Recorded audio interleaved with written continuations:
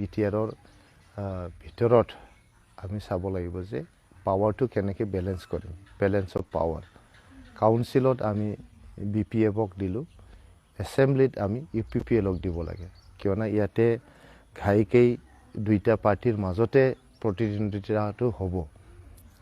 আমাৰ ইয়াতে বিটিআৰত BPF আৰু UPPL এই দুইটা মেৰুতে ৰাজনীতিটো চলে, এই দুই ৰাজনৈতিক দলৰ মাজতে মেৰুকৰণটো হয়।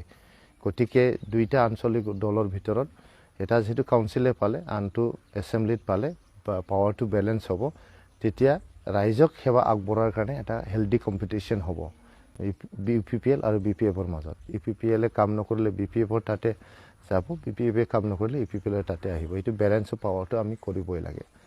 নহ'লেও আপোনালোকে জানে যে BPFে যেতিয়াই এবছলুট পাৱাৰ পায় 2005 চনৰ পৰা 2020 চনলৈকে আপোনালোকে দেখা পাইছে বহুত অশান্তি, বহুত গোষ্ঠীগত সংঘৰ্ষ, হিংসাৰ দাবানল, অস্ত্ৰৰ জনজননী আৰু ৰিলিফ কেম্পৰ যে ব্যৱস্থা, আমাৰ নৃগোষ্ঠীয় সংঘাত, বহুত আমি এটা নেগেটিভ এটা চিটুৱেশ্যন আমি দেখা পাইছিলোঁ, বহুত ফ্ৰাষ্ট্ৰেটিং এটা চিটুৱেশ্যন আমি দেখা পাইছিলোঁ।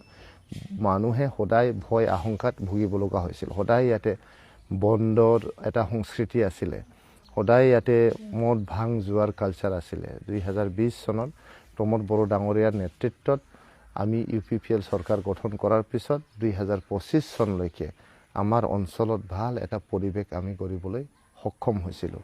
শান্তিৰ পৰিৱেশ ইয়াতে আমি ঘূৰাই আনিছিলোঁ। হিংসাৰ যে দাবানল এইটো বন্ধ কৰিবলৈ সক্ষম হৈছিলোঁ। অস্ত্ৰৰ জনজননী এইটো আমি খতম কৰিবলৈ সক্ষম হৈছিলোঁ।